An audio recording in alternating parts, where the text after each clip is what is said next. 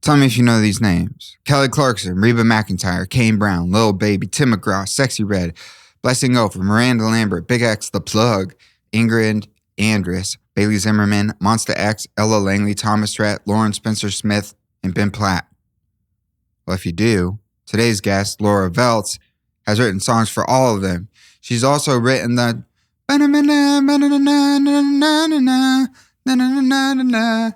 what's that song called? Blue Stripes. Blue Stripes.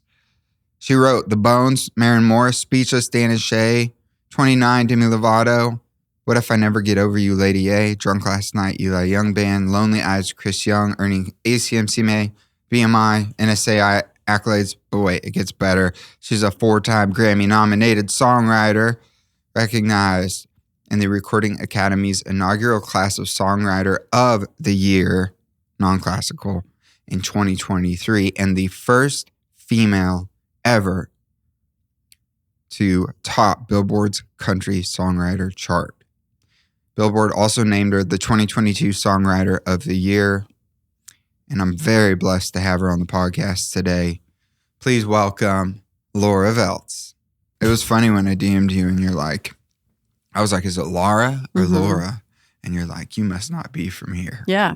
It was the first. How did you know that? Because no one has ever asked me how to pronounce it. And I'm not exaggerating. No one since I moved to the South has said, how do you pronounce your name? Never. Not Really? a once. No. Because when I'm in the North, they say Laura. And when I'm in the South, they say Laura. And I don't correct them either way. I don't really care either way. But you were like, what's the original? You know? Yeah. Very cute. I like that it was like the first time anyone asked me. I'm like, this is kind of a unique moment. Yeah, that is interesting. That must be why you came. Hey, well, I'm happy I'm here. And it is Laura because I'm from the North. But I don't care. I like it all. Yeah. I think it's all It's cute. Laura. It's I only Laura. knew one Laura, but I had to ask. I felt like I didn't want to Appreciate get it that. wrong. That's very nice of you.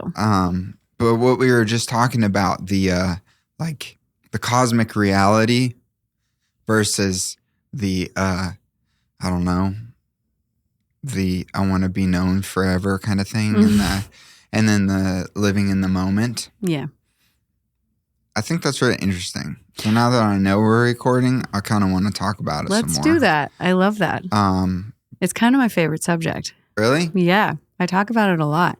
I had this weird conversation with my daughter when she realized, like, we talk about the fact that things die. We've never like held that back.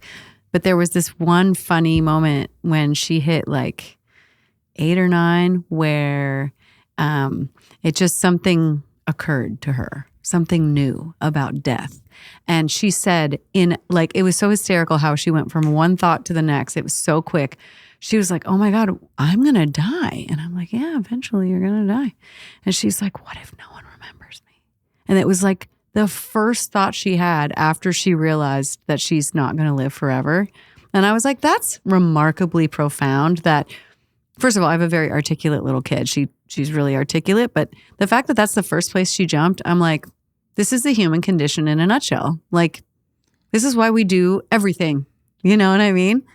Yeah. And I was like, you'll be remembered by some and forgotten by most. And it's going to be okay. It's okay that you're only here for a time. And your soul, if you believe that shit, is a forever thing. So don't worry about it. Yeah. You know? Yeah. Do you feel like having her is like continuing the legacy, like at all? I really try not to think like that because I don't want her to belong to me. You know what I mean? Yeah, I get you. And I think that comes from some childhood trauma from my shit because my parents really owned me in a weird way where it was like I was such an extension of them that I didn't know who I was. Now, in a cute way, absolutely, to answer your question. Yeah. But like I really try to think like, no, I hope I'm the mother of a really remarkable person. I really hope to God she's not the daughter of a really remarkable person. Yeah. Do you know what I mean? That's what I mean. Yeah. Yeah, like I would quit anything and everything to make sure my son's set up for the most success possible. Exactly. Like that's where my head's at. Totally. And it changed because before it was all about me. Yes. And then having a kid, you're like, oh, it's not all about me. Isn't it refreshing? It's like It mint. is. It's like the most wonderful feeling. It's so much better than being self-obsessed, I feel. Yeah, and then it gives life a whole new purpose that's way deeper than anything career-wise. But I also wonder, on the pushback of that, is like, do you think it's easier for you to say that having so much accomplishments? That's a really good question. I was just talking about this with Shane McAnally. We interviewed him and we were talking about how it's kind of a bitch thing to say, to be like, I don't care about numbers. It doesn't matter. Like, being that person is only possible after you've kept your lights on for long enough with your art where, you know what I mean? And it's actually like, it's a really big conundrum. Like, I wish the songwriting community was compensated properly, because then everyone could just be like, I got a cut. That means I can keep my lights on. Or a song of mine streamed real crazy, and that means I can keep my lights on. Because it's so funneled so specifically to radio, it is kind of a bitch thing to say, to be like, oh, I'm just, just making art, Yeah. Because it's like, I've been able to ring the bell enough times to not worry anymore about finances. And then now I'm just like in my own playground. But the new songwriter has a different challenge. And I swear to you, everyone I know is trying to do something about it. Everyone I know is on the boards and in DC and arguing. David Israelite and Bart Herbison and all these people, they're arguing for these rights so that songwriters can have sustainable careers without having to have like monstrous hits. Like, that's the hope. I cross my fingers and pray and all the things. Yeah. We'll see. Do you feel like being where you're at, it's one of those things where you feel like you almost have a duty to help do that? I do. And I also really enjoy it. I think that there's a interesting pivot with songwriters where they've achieved enough to be notable, and then they sign a writer, and then they're a publisher, or a label says, hey, come be a part of the record label process. I really resisted that, full stop. Like, I don't have any writers. I don't have a publishing company. I don't have a publishing arm. I don't work for a label. I don't, consult for a label. I don't do anything aside from songwriter shit. And it's because I thought to myself, I want to mentor this next generation, because I think I have my head wrapped around this in a way that could be helpful. And I don't want to be like benefiting from, I don't want to be financially benefiting from the next generation's, like, does that make sense? Yeah, like you also, you don't want to be eating from the plate of the people that are in direct opposition to what you're trying to help change. There's that for sure. And I know there's a lot of people on the side of that who are really trying to make change as well. Yeah. But I just think mentorship is a lost art, and it should be free. It's Word. Like, it should be free. Like, and I just don't, like, I remember there was this, like, someone told me one time, oh, you should do that masterclass thing, You've seen those masterclasses. Yeah. Like, I'm amazing at this. Let me like show you how to do it. Did one, yeah. And it's amazing. God bless him. Go nuts. And he's a special kind of genius that has a lot to teach. But yeah, I was like, how much do they charge for that shit? I'm like, you're going to get a young songwriter who is waiting tables and trying to make ends meet to give you $79.99 to learn? What the fuck is this about? They just say the thing. And that's where my podcast was really, that's how it was born. I'm like, I don't care if I'm so in the fucking hole, which I am. I have a feeling if your podcast people are in an interesting position where it's like, oh yeah, you don't know. The red. We're in the red. Deep. Same. We'll be in the red for a long time, and that's fine with me. It's like that's my love project. I want to help, and I don't want to do it and charge anyone. I just want it to be like, she wrote some great songs, she did some cool shit, and she helped the next generation. If that's on my tombstone, I'll be delighted. Yeah. Yeah. That's really cool that you have that philosophy, because I've always felt like mentors and mentorships are really important. Mm-hmm. And even like if you go back, I think it was like Aristotle, there was like Plato, but he was like Plato was meant like a protege. Yes. Mm-hmm. And Aristotle had another protege that was one of the greats, like I forget who they are. Socrates, yeah. whatever. They're all in a row, and one taught. I know exactly what you're talking about. Saying? Yes, but that's how it was, and like those, you see the output of what happened from mentorship from a young age, and then we just live in a culture that's like mine, take, and it ends up looking like a Ponzi scheme. Yeah. It just ends up looking like I won once, now I'm going to win twice, and then I'm going to win 3 times, and then I'm going to win 4 times, and I keep winning on the wake of the people I work with, you know? I don't know. It's fine. I know a lot of my colleagues do this, so I'm not trying to shit on anybody, but I just want to say, like, mentorship is a lost art form, and people should be giving it away. Like, I believe that with all my heart. It's Karate fucking Kid, man. You know what I mean? Yeah. It's like wax on, wax off. You know, like, he didn't be like, you know, wouldn't that have been so fucked up? And would that movie have done anything if Miyagi was like, and that'll be $79.95? Do you know what I mean? Yeah. It was just an old guy teaching a young guy a thing. And I'm like, I'm going to be an old lady teaching some young people think. That's my goal in life, is to be that. I love that.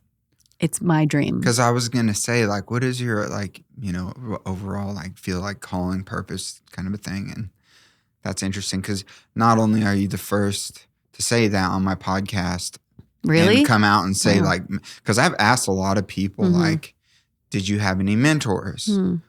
And usually the answer, actually every time the answer's really been like, yeah, kinda, but like not really. It's always a person who said one thing that set in motion another set of things that led to another person who said another thing, and those people are important. Those moments are important. I don't know. There's more. There's so much more. I mean, Songwriter Soup is all about preventing, you know, this financial catastrophe that happens to so many songwriters. Like, they have a hit and it's catastrophe because they don't manage the wealth well.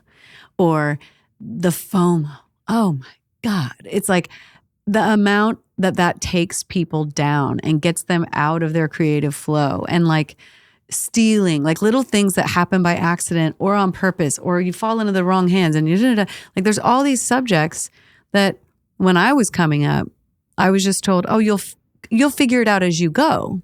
And I'm like, that's really nice and everything, but what if we didn't? What if we just gave them a hint? Like, maybe there's a, you know, skip the line vibe, like getting caught up in expectations. I mean, that's just everyone's albatross. It's mine too, but like, let's talk about it. Yeah. Like, I expect this to go perfectly. I expect this to go to number 1. I expect this artist to be the biggest thing.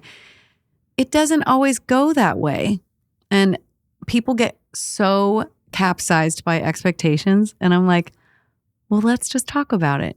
Maybe if I said, hey, I feel it too, but guess what? This is what happened to me. Maybe that person will feel a little less anxious, you know? Yeah. It seems like the move. What up, everybody? I need to tell you about Simon Says. What is Simon Says? It is my new favorite clothing store in Nashville. There was another place I was shopping, and then I discovered this place. And my friend Stephanie over there has dressed Midland. She's dressed Marcus King. She's dressed everybody, man, for red carpets, all kinds of things. But they carry these really cool brands that you can't get in Nashville, 11 brands. And the shirt I really liked. I got a long sleeve version and a short sleeve version of it. But this filigree and the stuff on the pockets, and it's a little stretchy. It's like really quality clothing. A lot of it's made in the United States, and it's supporting small brands that are doing art. Not just clothing, they're doing art. It's not about just money. It's about making a statement. It's about making a piece of something that you wear and you feel confident in, and you know that you like it because it's quality over quantity. Spend the same amount of money, buy half as much, get quality, and go say what's up to Simon Says Nashville.com. And they're in the Wedgwood, Houston area. It's a little south bottom into Nashville. It's a big circle. All right, back to the episode. What is one thing that you wish you could have skipped the line on that you had to learn the hard way? Whoa, that's a really good question. Some stupid, silly stuff like, you know, printing business cards. Like, what the fuck would that's something. It's a funny thing. It's probably it's more like having like a QR code now. You know, it's like, listen to my music, you know. When you first get to town, it's like you think that that's how people listen. It's like, no, you have to be here for years and you have to like get in the sauce and you have to like one song at a time, one co-writer at a time. It's like such a slow process. Thinking you can just be like, I actually had a business card. In fact, somebody sent me a picture of my business card recently and I was like, oh my God, that's so humiliating. But it said like songwriter on it. Like, what the fuck was that? But like, no, things like that. But that's a stupid one. The bigger ones are just like. Yeah, like as you got successful. Yeah. The bigger ones are really. What was a big like setback? Like, yeah. And it could have been financial. It could have been psychological. Like, I think it's like the post-hit hangover thing that is really hard to predict because you spend so much of your time going, man, the moment that happens, I'm going to feel so much better. I'm going to feel better. I'm going to feel like accepted and I'm going to feel like a part of the group, you know? And then it happens and you have 1 week of being like, yo, dude, nice song. Congratulations. Ooh, I now know your name. 1 week. It's 1 week of your life. Yeah. And then it's over. And there's this weird hangover that says, whoa, it took me 10 years to do that once. How the fuck long is it going to take me to do it again? And you go through a depression because you're like, anyone could do it once. It's a fucking coincidence. I'm a sham. I'm a sham. You know, and then you're on yourself and you're feeling like a loser, you know. I think that's just innate, but I feel like talking about it helps, you know. And it's real for everyone. And it doesn't matter what that bell ringing is. It could be a hit. It could be a Grammy. It could be a Grammy nomination. It could be getting into the Hall of Fame. I was just talking with a Hall of Fame songwriter and I was like, how are you feeling now? How are you feeling now? A hit just happened. And they were like, it's kind of weird. I feel retired and I'm still working. So like that, like that's a big topic. Was that Shane? No, this was Hillary Lindsay. We were talking about it. And she's such a transparent person who just says everything, but like she's still killing it. It's a bizarre reality. Like you're looking at someone doing so well and then, but the emotion behind kind of having your, you know, it's like someone giving you your flowers, you know, before you're dead. You know what I mean? Or like even before you're old. Like Hillary is still a young woman kicking ass, still doing the thing, you know? But yeah, I mean, it's trippy as fuck. And I've talked to a ton of people, like Hall of Fame people who have this weird mourning. Like it's a mourning spelled with a U. Like there's a mourning. Like, oh God, I'm still alive. Like grief. A little grief. Like I did it. Oh my God, where am I now? Do people care? Do they think I'm old? Am I out to pasture? Do I have any hits left in me? You know what I mean? Yeah. That stuff's trippy. And I think we should talk about it.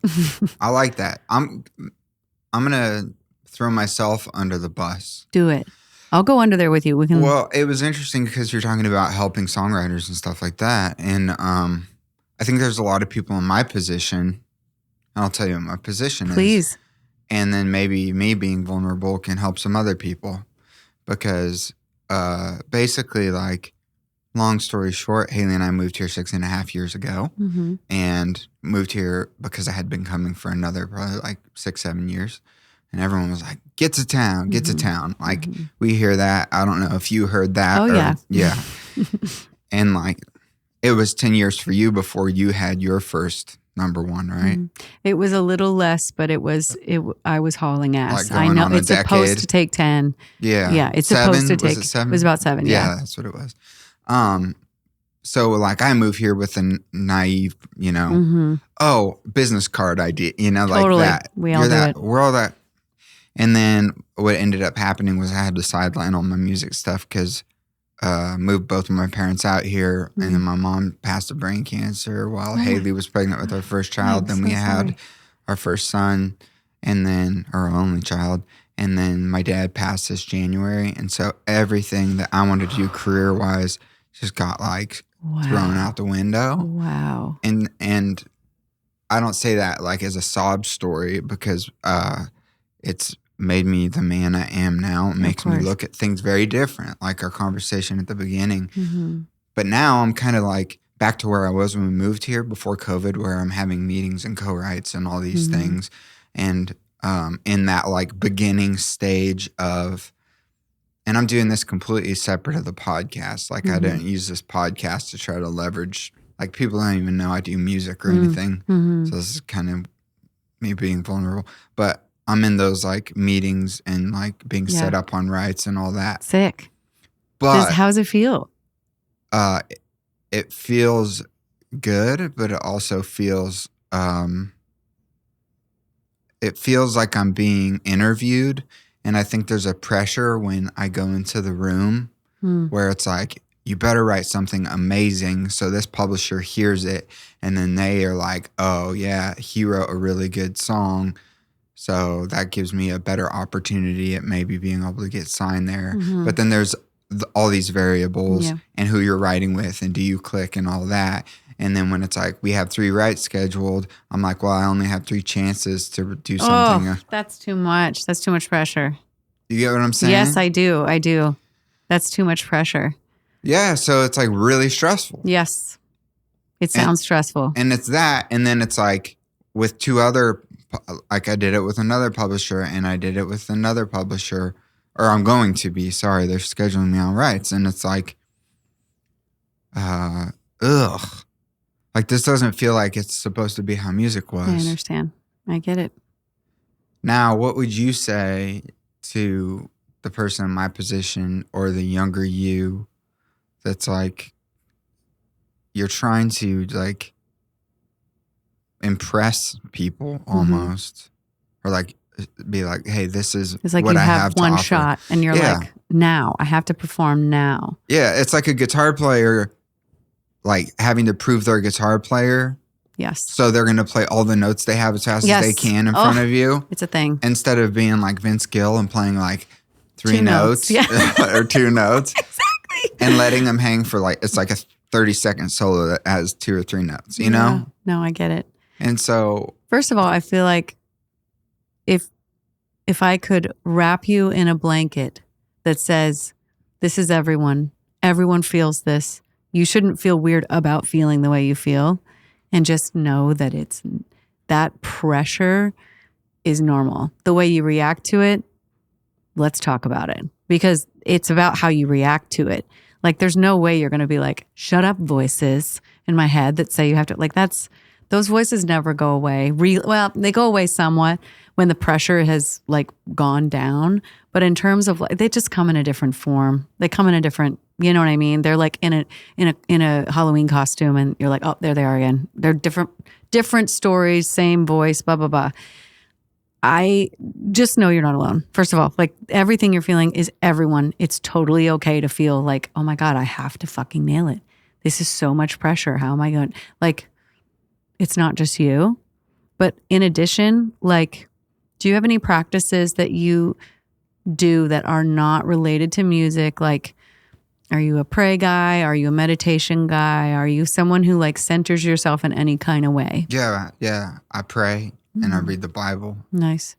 Anything that centers you to remind you that you're going to die. Do you know what I mean? Yeah. Anything that circles you back to the fact that none of this matters and no one will remember it anyway. So you might as well have fun. I said this just recently in an interview, but like, I fully believe, and this is so fucked up to say, I'm having more fun than anyone. I'm having more fun than anyone. And I don't think that's fair. I feel like everyone should be having as much fun as I'm having. And I think you could have more fun. I literally think if you can figure out how to make everything you're doing with all these opportunities more fun and less like groundbreaking, because that's not even real.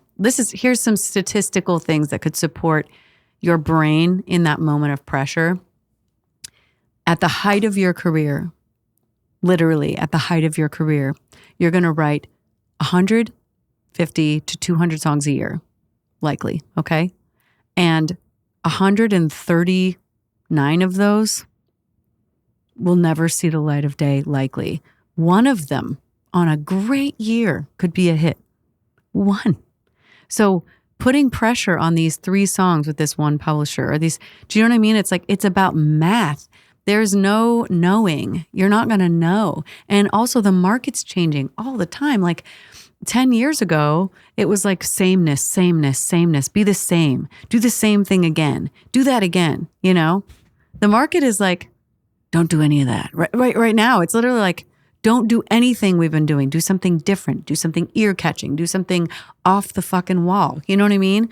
So you have a market it's like almost like you're in a fun house. You know what I mean? The market's changing constantly, and you know, you're with this person, and that maybe that person was in a grumpy mood, or that publisher thinks you're great, but has, you know, exactly the character that you were in that room. Already has so many of the, you know, it's like the go-to is to blame self, I think. The go-to is to be like, if this doesn't work, it's me. And I am here to tell you that is the least likely. That's the least likely. You know what I mean? Mm-hmm. If the fact that you have publishers giving you these opportunities is the coolest thing ever, that means you're on your way. That means they hear potential. And they're not thinking, I need a hit. They're thinking, what's the through line that makes you, like, what's the thing that this person's bringing to all of these songs? Like, they're not listening for hits at this point. They're hoping for them, but they're not listening for them. They're listening for what you bring to the table so that they can book you 200 times in the next calendar year. Do you know what I mean? Yeah. That should take some pressure off. It's like thinking you have to, like, you know, Michael Jordan every song is so exhausting. It is exhausting. Yeah. And then I got home last night and I was like, man, I suck at songwriting. Seriously, like, we all do it. That's how I felt after it. Yeah. And I had brought in one of my favorite ideas that I've been saving forever. That was like this really cool groove on like guitar thing. And I was like, it's so sick. It feels so good, but the lyrics just suck. Like, so it was defeating. But that's really encouraging. Knowing that, like, don't discount that is you getting good at songwriting. Oh, this is the best part. That part sucked. Next song, make sure that doesn't. It's like you're learning every single time you write a song. You're learning how you're a publisher. You know what I mean? Yeah. Like you have to play part publisher a little bit. And the fact that you have that skill already, you should be like, cool, I know what happened there. Yeah. Some people don't. So here's a question. So you have to play part publisher, but there's also that little part publisher voice in your head that can come from like a million what it feels like publishers, because it's like you met this publisher over there. They said this. One time I sent the same song to 5 publishers and I did a TikTok about it and I read all of their emails back. I have to look at that. Yeah, I want to see that. And it was like, oh, this is a great song. Didn't ring the bell. Like, oh, this is cool. Like, it was so all over the place because it was all opinion based. And it was just like kind of an interesting thing to me where I was like, oh, okay. And that can be exhausting, especially if you're which hanging voice your do hat. I listen to? Yeah, I know. Yeah. And which of these publishers? Yeah. And then also like, what if that person knows what they're doing and they say it sucks, and this person doesn't know what they're doing and they say it's great? It's like, that's too many voices. You know what I mean? Too many voices in the head. I think it's always this, like, this game is about stamina. I really think this, like, songwriting is about stamina. The fact that you up front know that it's going to take a long time is a good thing. It takes so long. Like, it just takes so long. And then it only takes one song to get you in a new set of rooms. And then it's the anxiety. You got to do it again. It's like it's a never ending, it's stamina. You have to be able to withstand all of this doubt and self-doubt and other people's doubt in you. Like someone saying, it doesn't ring the bell. That's not nice. You know, they could have been constructive. I wish they had been constructive for you. That would have been nice if they had said, hey, this is the special part of this song. This is what I hear as the special part. This is where it didn't quite connect the dots. Write another one. Yeah. You know? For sure. Could have been constructive. I'm sad they weren't. I'm sorry about that. But no, it's not a huge deal. It was a while ago, but it was just interesting to see how all those opinions can shape my opinion of like filtering songwriting through somebody else's, what you think they're going to think. You know what I'm saying? Yes. So I'm curious, like for you as a songwriter, especially on the Jesse Murph stuff, Haley was showing me 1965, the intro on that. And it's so, that's like, me. Is that you? Yeah.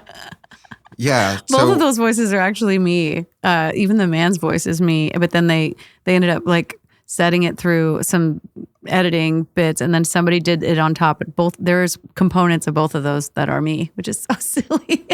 That's awesome. Yeah, it makes me laugh. But it's like very out of the box. Mm-hmm. And when you're writing stuff that's out of the box, you have to be in a creative, like fun mindset, I would feel like. Yeah. Where you feel free to be able to like ebb and flow. So I'm curious in particular because her sounds so different. And the first time I heard Blue Strips, I was like, what is this? Just because it comes in with the chorus. Yeah. And I was like, this is the catchiest thing I've ever heard. Yay.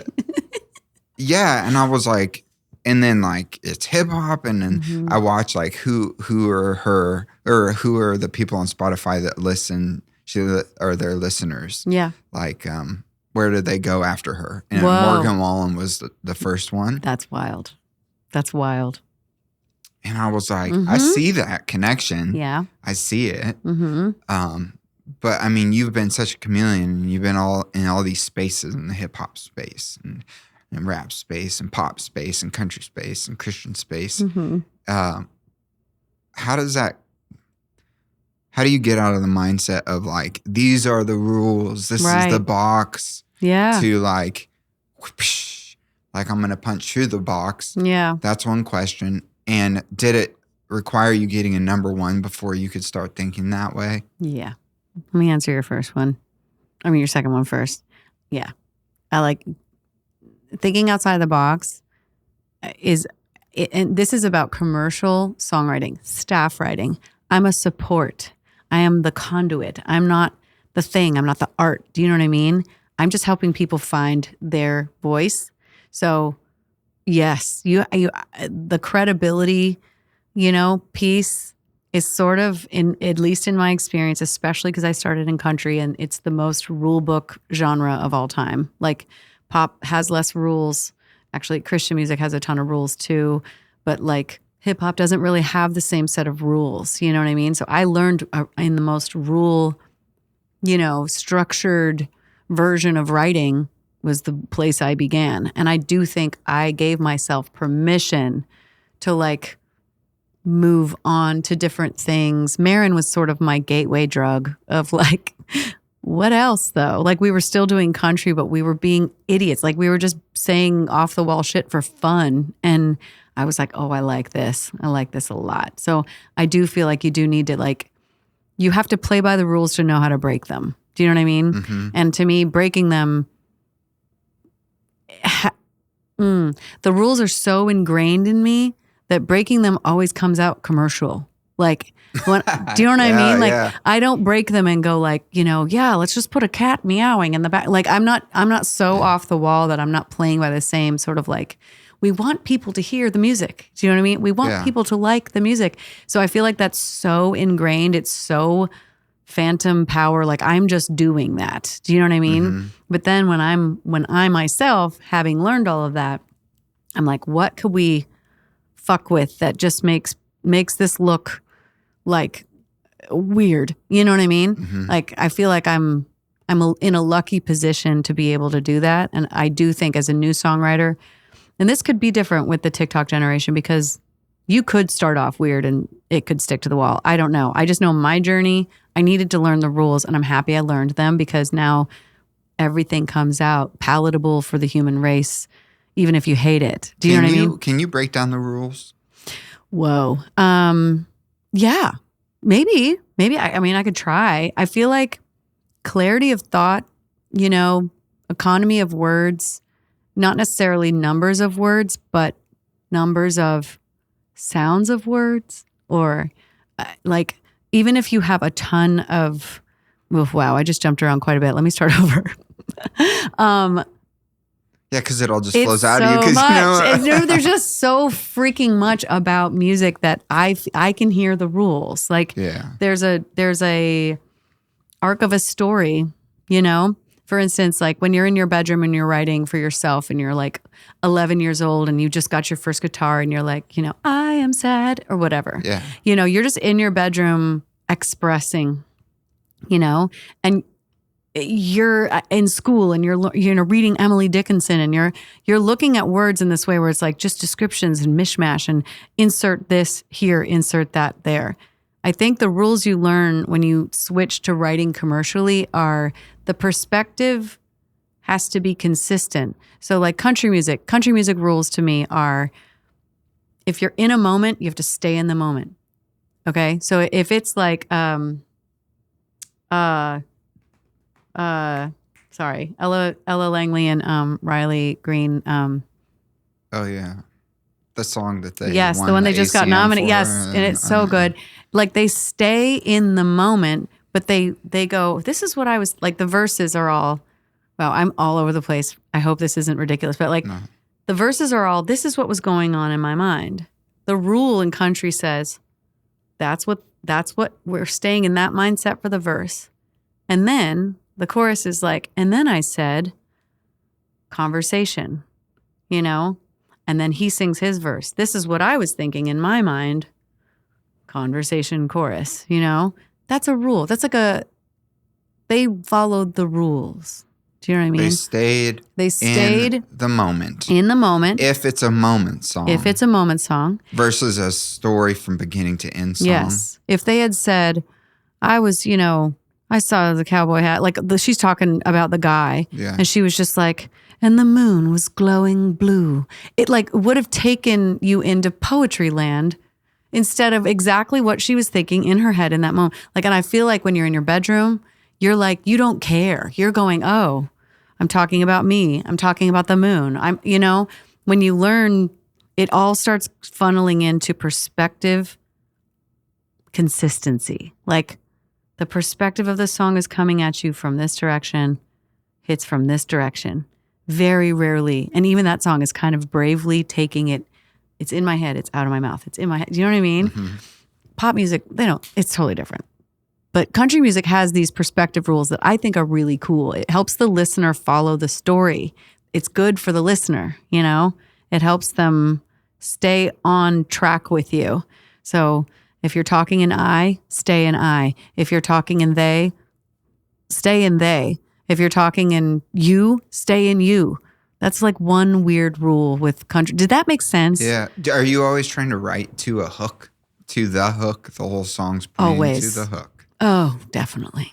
And I love it because it's wordplay. Wordplay is like, I don't know. That's like our ice cream truck, I feel. It's like, ooh, I get to twist that and we love an up down, we love a left right, like we're always doing our fun. Songwriters are hysterical people. We're just we get off on weird shit.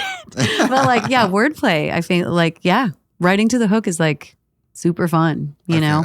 Okay, so writing to the hook, economy of words. Economy of words. You don't need to you don't need to say a ton of words. It's about the right words. Yes. Not how many. I always talk about this Alan Jackson song, Little Bitty. I don't know if you know that song from back in the day. Do you know that song? You do? Okay. So this is the economy of words masterclass in my head. Little bitty house and a little bitty. I don't even know the words. Little bitty and a little bitty. Little bitty and I don't even know the nouns. I don't know what they are. I mean, I would if I was like bopping. But right now, I can't really remember them. It's all right to be little bitty. Like, that's the least amount of words saying so frickin' much. And then the end of the chorus, you might as well share, you might as well smile. Life goes on for a little bitty while. Like, what the? Who did that? I mean, you said everything with so few words. Mm-hmm. So few. I hope you dance does the same thing. I hope you, no. I hope you, blah, blah, blah, blah, blah. I hope you, da, da, da, da, da. But and when you get the choice to sit it out or dance, I hope you, those little choices are the little things you learn in like country class. Like, and rap does the exact same thing. It's all about making sure that everything fits in this word grid, a big thing with rap that I think is so fun is like, I imagine what they do is they think of all the rhyme words and they just go, how can I flex with each one of these words? I this like a tyrant. I like a Maren. I sit like a I. It's the same thing. It's like economy of words. It's always a description based on loud words, but like the same connective tissue. Yeah. And I think rap does that. Now pop, it's a whole different ball game, you know. And then Christian, different ball game entirely. Yeah. Is pop wide open? I think so. And where do you see that crossing with country? Oh my God, everywhere. I mean, you were saying the thing about Jesse and Morgan, how like it's the same playlist, so to speak. Like the same person listens to both things. Yeah, exactly. That's your avatar. Isn't that insane? Yeah. I feel like it's like Southern. So Jesse is Southern. Morgan is Southern. And I think that Morgan talks. Mm-hmm. He's got that talky kind of thing. True. And his singing. Like spit quality is so good, as in he can like spit it out so fluidly. Like he's such an excellent music maker person, truly. Jesse can do all of it. She was raised around all kinds of people, and you can hear all genre in her spirit. And for her, she's just someone who's like, I've never been a genre. You can call me whatever you want, but that's not who I am. And I love that. So our playground is large. We get to do whatever. It's so much fun. So what would the writing room with her look like? Really unique to her. She is a incredible, like, I call them like spaghetti writers. It's like they throw everything at the wall. Like she's really good at not judging herself in the moment of writing. So gets on a mic, there's music playing, and she's just saying shit. I just bought a mansion in Malibu, was something that literally fell out of her face upon like, give me the mic. Word for word, note for note, like that just fell out of her mouth. And so she starts singing and I'm going, what could that mean? What could that mean? How could this be a story? So she's just meandering, saying every thought that comes to her mind. Sometimes it's funny, sometimes it's bitchy, sometimes it's sad. I mean, it can be anything. And I'm going, how can I package this? So I'm like scaffolding around her ideas a lot of the time. This is not at all how it works in Nashville. Like building a song around an idea, it's like the opposite of that. It's almost like I'm building the idea around her. Does that make sense? Mm-hmm. So she's singing and we do this thing. She loves to do this where we just play like roulette and the producer in the room will just have like 30 starts and she'll be like, give me another one, give me another one. And the day we wrote Blue Strips, we wrote this other song on our album called A Little Too Drunk. And it was a 30-song session of just her going, give me another one, give me another one, give me another one. Say no. And we're like, is that good? Is it better than this one? Which one should we finish? Is like how we typically do it. And it's like nothing I've ever done. Like it's not the same as what I learned to do here. So she feels a creativity to get on the SM7B or whatever, and there's a track going, and it's just like, I'm going to just like start singing over this and see what feels right. Yeah. And then the story is going to pop its head out from something I might say that'll make me think of something else that'll make me think of that. And then you're like, okay, there's the Malibu thing. Then like, where would we go from there? Exactly. As your songwriter that was trained. So you have that trained part of you that's commercial, that's taking these other parts and putting them together. Yeah. And we do this really weird thing where we share a doc. Like, I'm sure you either do notes or docs. Some people are notes people. Some people are docs people. I meander. But we do this thing where her computer is open and my computer is open. And I'm writing down everything she's saying. But then I'm adding stuff to her doc in real time. So she's on the mic. We are not speaking. I'm just typing and she's reading and saying things, seeing what she herself said in addition to my idea next to it. And then her idea will evolve and then I'll let it. It's very quiet, actually. Our writing sessions are really bizarre because like I'm just editing what she's doing in real time and then it's coming out more polished. And I mean, to the untrained eye, I'm just sitting there on my phone. You know what I mean? But she's looking at what It's bizarre. Because you can see the cursor of the person that you're sharing the note with. Precisely. And they see, and as you're writing, it's like showing up on your screen. Yep. So and every now and then, that's cool. It's so fun. And every now and then I'll just be like, okay, add in this part of a potential story. And she'll be like, ooh, cool. And then get back on the mic, go into her zone and add that emotion into whatever she's singing. It's really fun and weird and fun. Mostly just perfect. So is that its own entire thing? And is every artist their own entire thing? Yes. Okay. Yeah, because first of all, she trusts herself implicitly, so I can relax about her identity.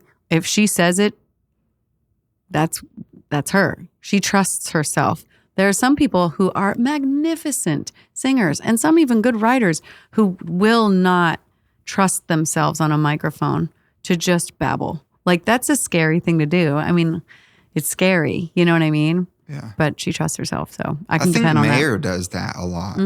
I bet. I think I saw a Zane Lowe interview where he was talking about, like, he'll just pick up a guitar. Yeah. And if he has an idea, he'll just start singing random words over it.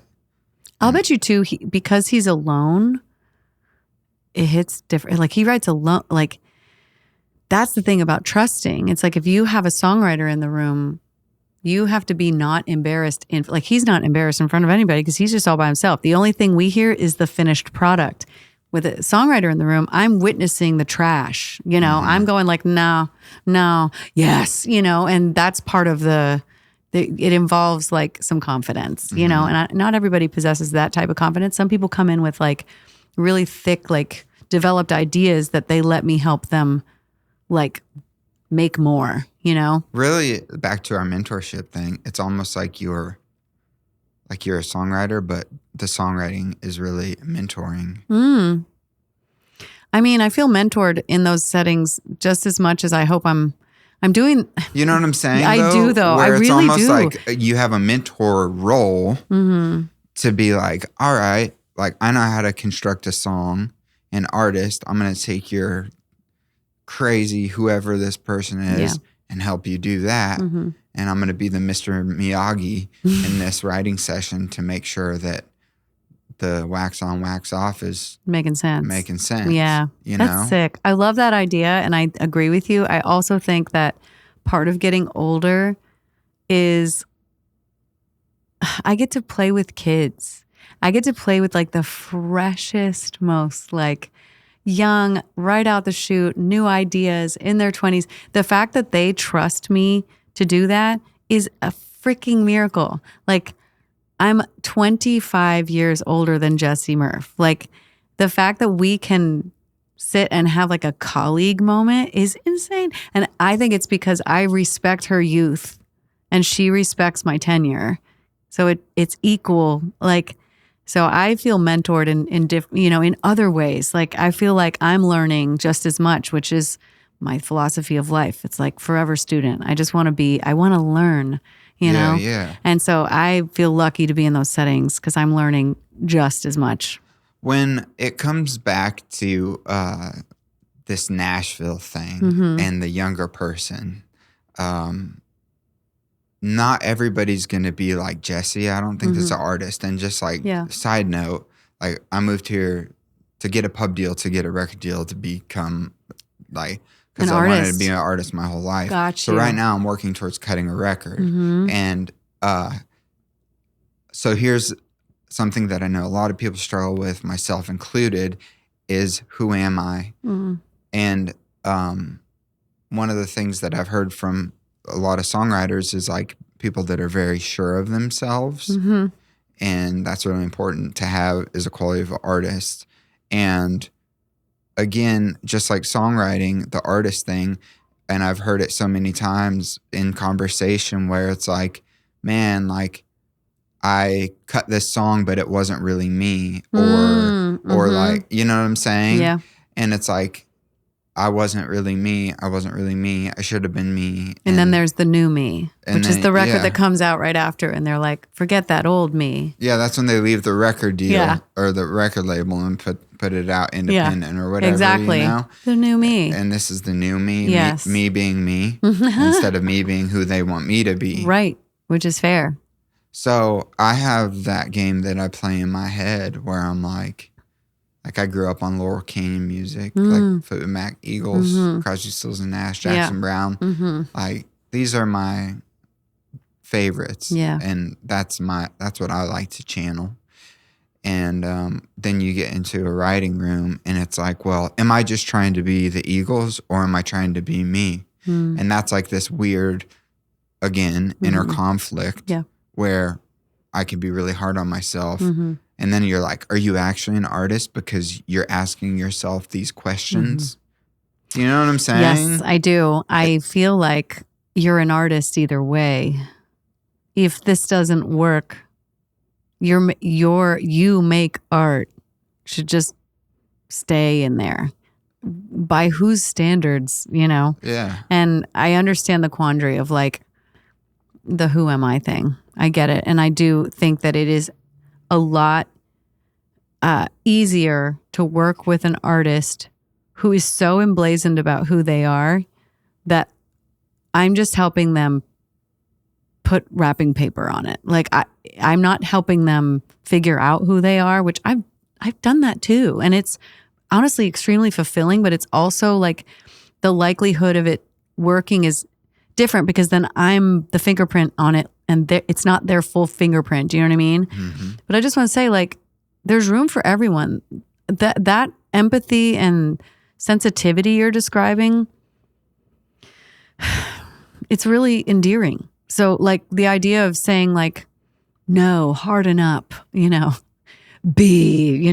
like it's hard to even recommend that. Like you're so empathetic, you have such a transparency. It's like, why would anyone want that to go away? So maybe it's just about figuring out, how to live 2 feet that way.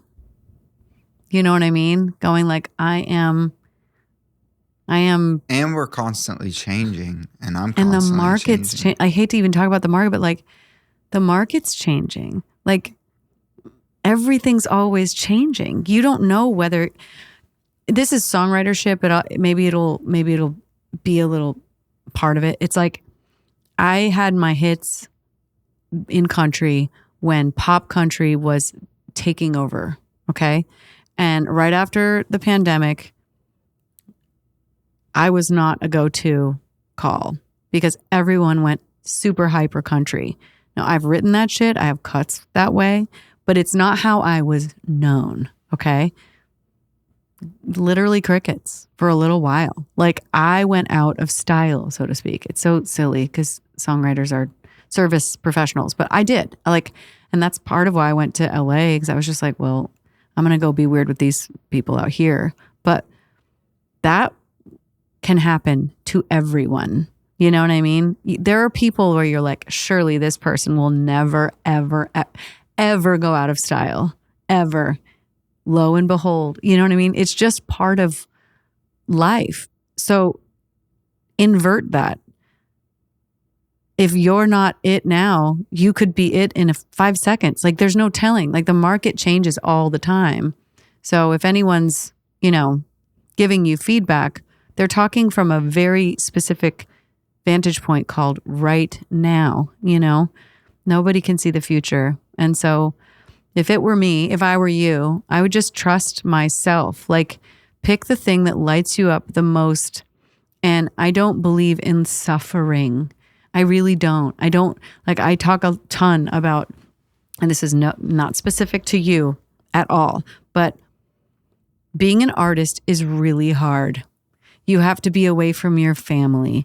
You have to sell, selling is so exhausting. When I think about these poor kids, like out there just selling, I'm just like, oh, I don't have to sell shit. Yeah. I just get to make stuff and then go home, It's a kind of a decent gig. My point is this, like the artist thing is incredible if nothing on this planet will stop you from doing it. But make sure, because it's fucking rough. Like being a songwriter is sustainable. It's a sustainable life, Being an artist is like going to Mars, It's hard shit. And I don't know anything about your artist career, so this has nothing to do with you specifically, but just there are people who hang on to it so tight that they've still got the hairbrush microphone, and they're trying to make sure that kid with the hairbrush microphone doesn't feel like they failed, you know? So it's like, it's a lot of inner work, but like, make sure you're not doing it to the chagrin of your own fucking happiness, because good God, it's not worth it, I promise. Like, it's hard. Because sometimes I ask myself that question, like, what is my... Because it gets really, really weird when you go from loving something, music, and there's an innocence, and you're that kid in the room singing, I'm sad. And like, those are the most innocent lyrics you're ever going to write in your entire life, because they're not adulterated by business. Yeah. And then when that art and commerce collide, then it gets really confusing. Yes. And you're like, I wanted this thing my whole life. I've been working to this thing, like, and then you hear like that, and like I've heard that the road is so hard, especially with the family. Like, if we ever did it, we'd go on the road together, bring the fam in a trailer or whatever, and then podcast from the road. Because like this, like, is the like going home every day kind of a thing, you know? And I absolutely love it. Yeah. But I also ask myself the question, I'm like, am I afraid of the artist thing because I have anxiety performing? I do, but go on. So there's part of me, and that's the main driver of why I'm afraid of it, is because of that. Yeah. Just to be transparent. Dude, ditto.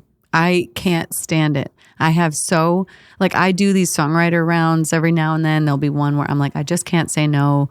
They're willing to pay a huge amount, and I could, pay for my kids, something with that. And I'm like, okay, I'll do it, Or there's a fundraiser, and I'm like, fuck, okay, all right, I'll do it. And you know what's funny? I'm a fantastic performer. I'm hysterical. Get up there, funny, can sing, doesn't matter. My inner self is absolutely hating it. My inner self is hating it.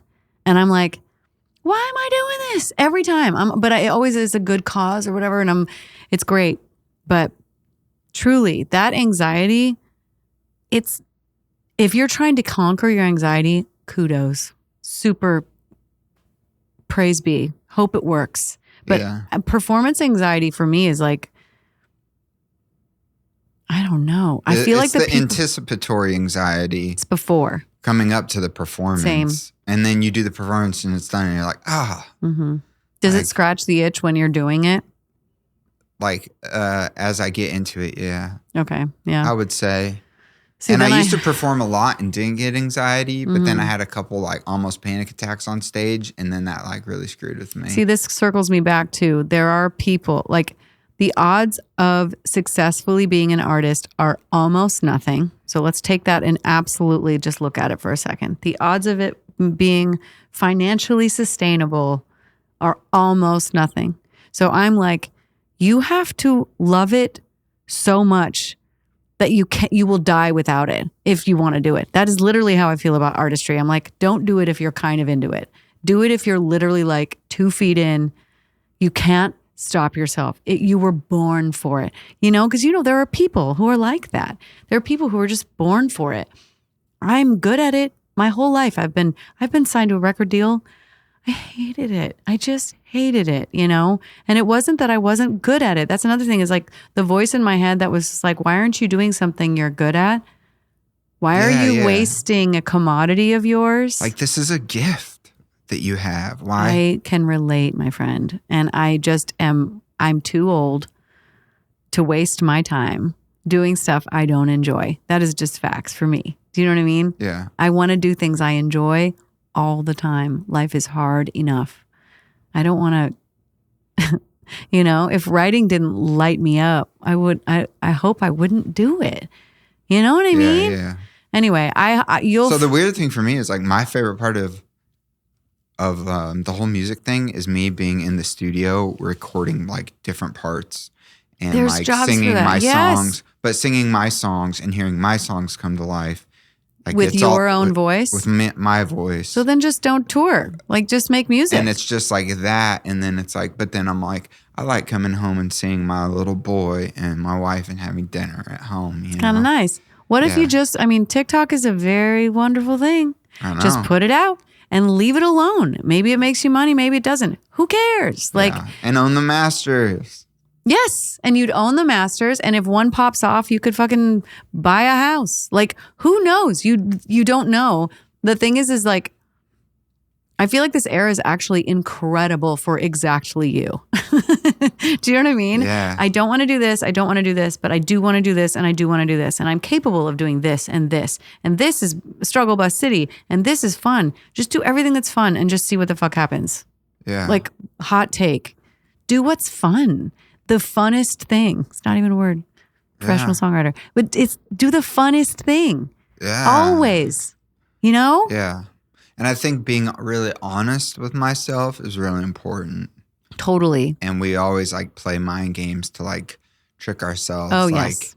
oh, you like for the anxiety thing for me, it's like I had anxiety doing this and like I'm almost at 60 episodes. And now I don't get anxiety sitting down and doing it because like exposure. So I'm like, if I was on the road, like performing every night, I'm sure exposure to therapy, just like in like CBT or like therapy, if you had OCD or whatever, you'd give it a try. You do. Yeah. You know what I'm saying? So like there's that part of me too, but it's just always an inner turmoil. And I know if I have it, it's other people have it too. You're absolutely right. And they do. I mean, I know people who have extremely successful records that are still saying, I get anxiety and I just feel like I have to, and it's working now. Do you know how much harder this gets if you make money doing it? Like a lot of money doing it? These decisions become a whole lot harder with money. You know what I mean? Yeah. So. And you see it in that Avicii documentary. Yeah. Where he's like, you can see him like canceling the tour or whatever at the end of that. Yeah. And he's like so like over it and done and has anxiety. And it was like he was such a prolific part of music. Yeah. And then you watch him, but almost the whole thing was him having to self-medicate to get on stage to do the things that he was great at. Yes. I don't think you it's, see it take its toll. And it's so many of them. I mean, I'm really happy to see sobriety kind of like being a trend. Because I mean, like, it's really hard to watch these people because it is hard, you know, to go out there and be on all the time without any assistance. And you have to be in the mood all the time. That's another thing. It's like, ugh, I can't believe it would gross me out to be like, you have to be having fun, like visually, you know? Yeah. It's exhausting. Yeah. Anyway, I'm so thankful for those people who do the artist thing, but you have to love the shit out of it. And honestly, even writing for artists, like I'll write with a new artist, my team's like, hey, you should try this, blah, blah, blah. As soon as I sniff that sort of like, it gives them too much anxiety, I myself, and this is probably just the mother in me, but I'm like, I don't want to write with someone who I'm causing more, like if I write them a banger, I'm creating more of a problem for them. Like I kind of moonwalk out of those rooms, like because it looks stressful and the artists that I write for wouldn't do anything else. Like absolutely wouldn't do anything else. Have no interest in doing anything else, you know? Yeah. And that might be like harsh sounding, but it's still true. Like the truth is that I can sniff it out. There's so many, you know, little clues that are like, whoa, this is wearing you down. You're not going to make it. Radio tour sucks. People are mean, you know, and you're never going to sleep. And there's phoners every 5 minutes. Like I've seen it. I've been on the road with these kids. It's fucking awful. Like it's a lot of life. You know what I mean? It's a lot of life to ask of a person if they're not in love with it. Yeah. You know? Do you do bus runs? I did for a long time. I still do them here and there, but not as much. Just because I think people don't like. They know I have a bunch of kids. They're probably like, we'll ride with her when we go back to Nashville. Is that where you saw that artist lifestyle though? Surely, and it it hurts. I mean, it hurts people. There's a lot of substance abuse, and there's a lot of anxiety, and then some of them are just like, this gives me life, you know? Yeah. And I'm like, I want that, because I wouldn't wish it on anyone, you know? Because once you go, you kind of can't undo it so much, you know? Yeah. Do you know what I mean? You can change gears, but like you can't unfamous. Do you know what I mean? Yeah. And fame is hard. Yeah. I feel like I'm like, I don't know what Stapleton's like on the inside of his brain, but I feel like, you know, coming in at an older age and being a little more mature and that whole thing, he doesn't seem like he does it because he wants to be famous. In fact, when I saw him live before we moved here in Sacramento, I don't think he really looked at the audience the whole time. Yeah. He just kind of had his head down. He's making music. Yeah. Yeah. And it was just like, he's not interested in fame. And that's kind of how I feel. Yeah. Personally, I'm not interested in being famous. But then you have this thing where you're like, I feel like I was called to do this. So and you should just make music. It sounds so fun. It's something I need to do. Just make it and put it out and own all your masters, and whoever listens to it and onward and upward. I mean, Stranger Things. If you feel called to it, that's huge, and that's a big statement. Feeling called to something is a statement. Yeah, it's a weird thing. It's like you can't I try to run from it, and then it's like come back. You know. You should listen to the episode of Songwriter Soup with Emily Wise Band. Yeah. Just because I've had her on. Yeah, she's amazing. She's a dear friend. I've known her since she was like a teenager, but she obviously has had this like love-hate relationship with her artist career pursuit. It disappears, it comes back, it disappears. Oh my God, it's been so tumultuous for her, and she like talked about it so in depth that it was like, this would be very soothing for people who have a hard time saying I've tried hard enough, you know. I've done enough.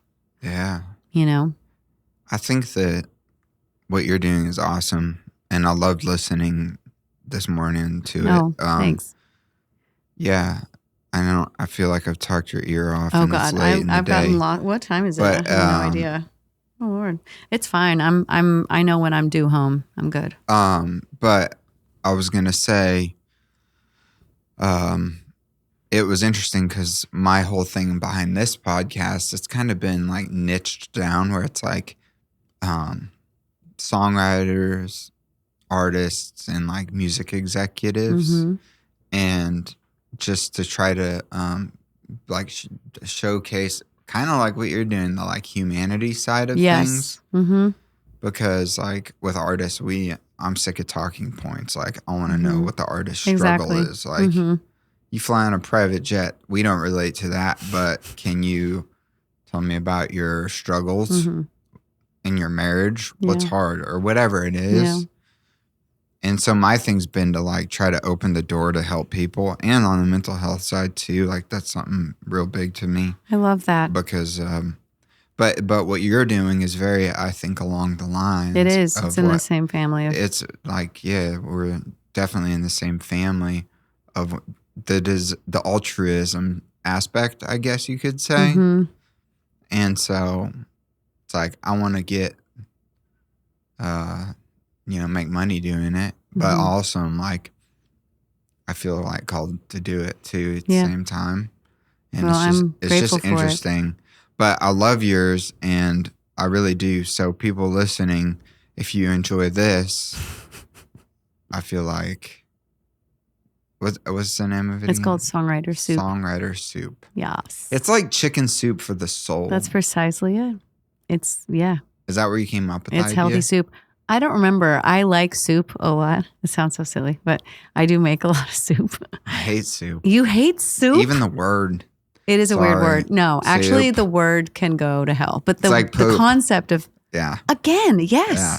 I get that. But I do love a soup, and we're coming upon soup season. And I'm so excited. But I make soup a lot, and I thought it'd be a silly connection. Yeah. I also do a lot of volunteer work for Hope on the Row. Do you know Ava Sapelsa? No. She's a songwriter, and she started this nonprofit that feeds the homeless on Sundays at 2:00. And I've been taking my kids down there forever, and I haven't been in a little while, and I'm due to go back. But I always bring like a big yellow pot of soup or chili or stew or something like that. And so I don't know. It's a theme in my life. I do love a soup. Oh, that's awesome. Yeah. I like that. You should come. It's really fun. Yeah, it's just I've wanted hour. to do something. It's lovely. It's an hour of your life. You go, you stand in a line, you say hi to your fellow homies that are just struggling, and yeah, human beings that we just overlook at stop signs. I mean, I was raised really, really poor, and my kids don't know what that feels like. And I just, there has to be a way to make sure they don't turn into little jerks. So I feel like if we regularly go, they bear witness to humanity of all kinds, and they understand that this is possible. This is life sometimes. Then maybe they will be better for it. Do you homeschool your kids? We just started. We hired a tutor this year, and we're out of the system, I think. Yeah. That's what we're going to do when it comes time for We'll talk about it, I'm sure. We'll have to talk about it. Yeah. Did you have any questions? No, you asked my question. I did? The 1965 question? Oh, I want to hear your version of that question as a woman. Yeah, and I'll say it in here, or you can repeat it. What?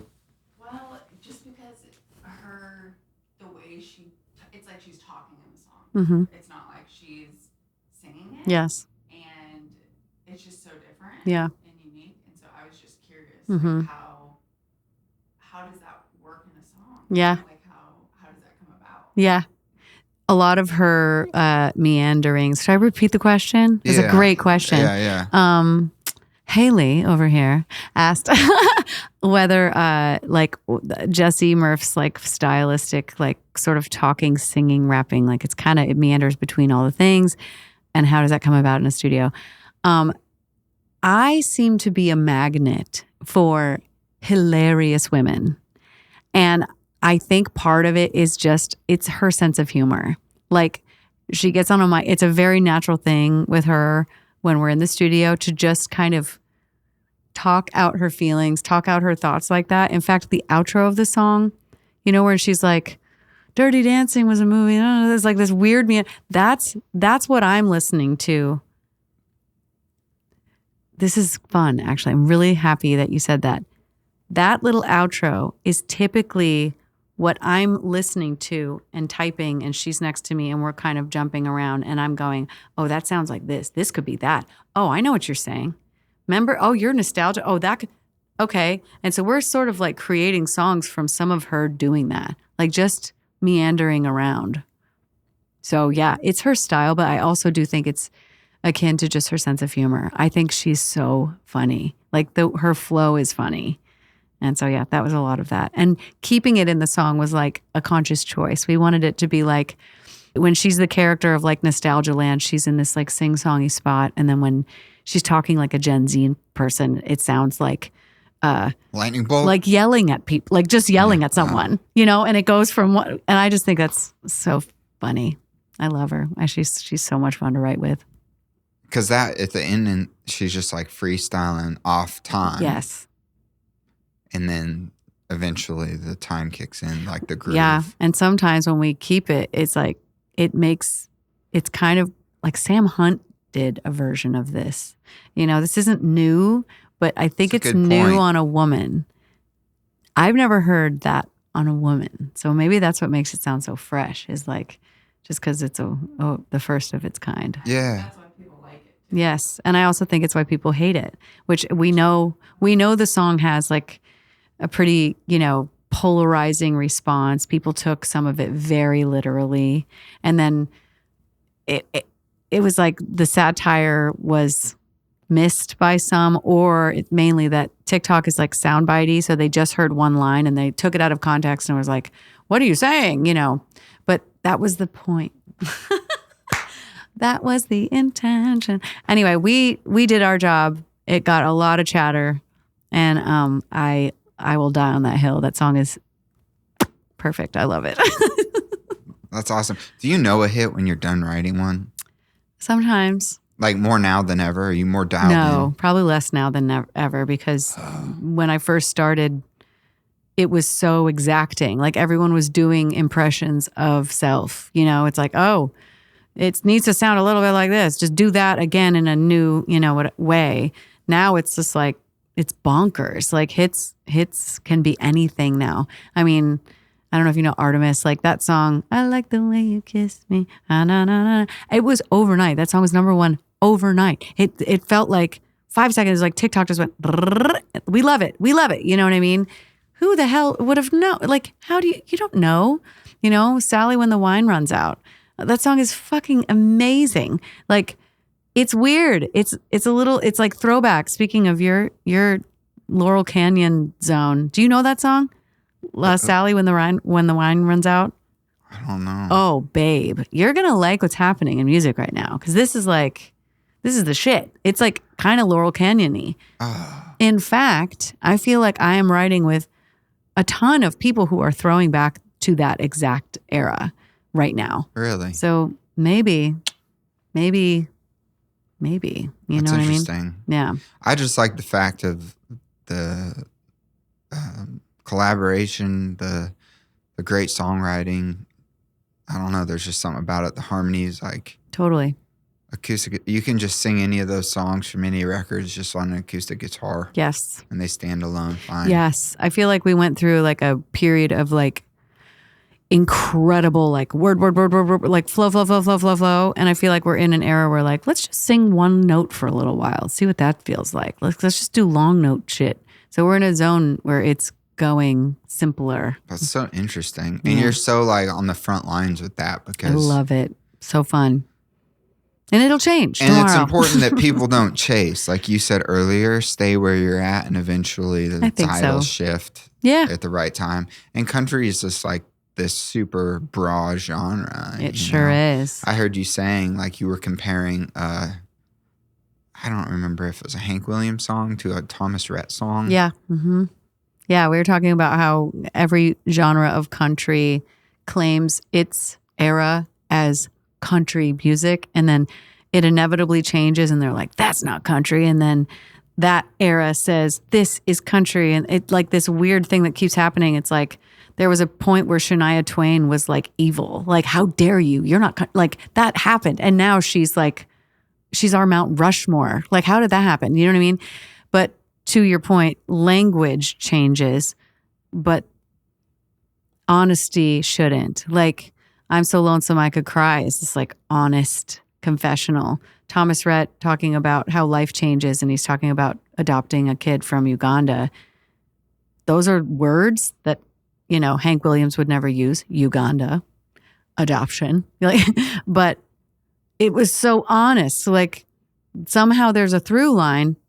Do you know what I mean? Yeah. And if country could just admit that we're going to change all the time, but that honesty is our through line, then no one would ever fight about what country music is ever again. It would just be like, oh, we say the thing. We're honest. We talk about real human things. That's it. Yeah. Last question. Yeah. What is your biggest habit that you do to sharpen your brain for being able to songwrite? I mean, my answer is going to be kind of Fruit Loopian, so you're going to have to deal with this because I could give you like my, wordy version, but I'd really rather say like meditating. Like I really try to I meditated on my way here. I have a thing that I listen to that helps me feel the most like myself. So I'm entering a room as authentically me as I could possibly be and hope that I'm, the conduit that helps the artist feel the most themselves, but I feel like part of my tool is making sure that I'm the most me. And yeah, meditation, like no, yoga nidra. I don't know if you're familiar with that, but it's not yoga. It's just like Shavasana yoga. It's just like lying down and like kind of going through your brain. This is a Rick Rubin thing. Yes. It's fantastic. And it's not, it'll put years on your life. It'll like make you feel rested when you're really tired, but it mostly is for me the quieting of my mind, the forgetting that anything's that important. Because once again, we're going to die. Like, forgetting things are important helps me relax. Like, I don't know. It just really helps me relax. So meditation for sure. Forgetting things aren't that important. Is that what I said? Did I say it wrong? Know. Forgetting things. What did I mean? I don't know what I meant. I just meant that like in that time, in that sacred space of intentionality. Yes. You're almost creating an intention by doing it because you're like, I'm going to be the most me. But I'm trying to take, I think it's sort of maybe the opposite. I feel like the intentionality, this is so fucking in the weeds, but I'll say it anyway. Go. Like, I love the trying weeds. Me too. Trying to like, like anything where I'm thinking anything is that important generally bites me in the ass. So it's about the opposite. It's saying none of this is important. And doing meditation somehow helps me remember I'm just a fucking soul in a meat suit, walking in a room, meeting another soul in a meat suit. Like, I just relax. So it's not about intention. It's actually maybe the opposite of it. It's about going, who cares? Like, I just want to have fun today. I've had so much fun just talking with you. That was what I meditated on. I'm going to walk in there and we're going to have a cool conversation. It's going to be fun. Yeah. You know? That's what I wanted. No, You've been amazing. We both got what we want. It's amazing when you interview a podcaster. Yeah. They know how to talk. And songwriters too. Well, I'm excited about what you're doing. And I think what you're doing is really special. Like, the more songwriters are talked about, the more likely our rights will be corrected somewhere along the way, because it's bad. It's bad right now. And I do think it'll get better, but the more people know who we are, the better. So thank you for that. Yeah, thank you. And I think like the mentorship thing and you being so open and honest about it, like I hope this episode brings people, like it's a little mentoring session, hopefully for some people. So. You know, it's not like thousands of people can sit down and be, you can't be Aristotle to everybody, but. Well, that's why this era is so great, because in a way, it's like. Now you can Now be. you can. Yeah. You can exactly. if it's just who wants to listen. Yeah. Yeah. Well, thank you very much. Thank you. It was great to meet you. It was great to meet you too. You got a really good vibe. Oh, thank you. You do too. Yeah. I don't know. They call it like high frequency or something. Yes. I am a zinger. I do zing a little bit. You have no, but like good. I'm like very chill, like but you're like very like. Yes. I get that. You're chill, but like also like. I don't think I'm that chill. I might just be like. You're chill, though. I can feel that. Oh. Well, boom. Whatever. All right. For people that want to follow your songs, work, what you're doing, where should they go? Yeah, Laura Veltz.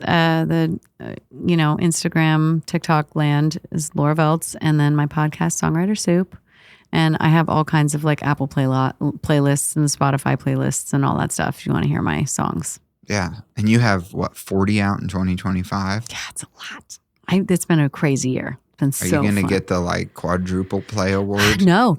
I haven't had. I've had one hit on country. Just this fun fact. No, I've had one hit on country radio. I've got a hit going on a different genre. I have never won a triple play. I don't know if I ever will. We'll see. That's crazy. Yeah. Like back to numbers. Yes, exactly. It's not really a goal of mine. I just hope I write good shit and move people. Yeah, I think that's great. You've let go of a lot of what we hold on to. Well, I'm trying and I work on it for sure. It's not automatic. I think we need to talk meditation for real. Yeah, let's do it. Yeah. Haley was talking about it the other day. So, all right. I'll give you my your playlist. Sorry, yes, all right. Yeah. Well, thank you. Thank you. And that's a wrap on today's podcast with Laura Veltz. Thank you so much for being here. And again, please, if you digged this, share it on your social media. Put it on your story. I'll repost it. Tag me. Like, subscribe, share. All of these are on Spotify on video and YouTube on video in 4K, high definition, cinema quality. Thanks again, and be kind to someone. I'll see you for the next episode. Peace.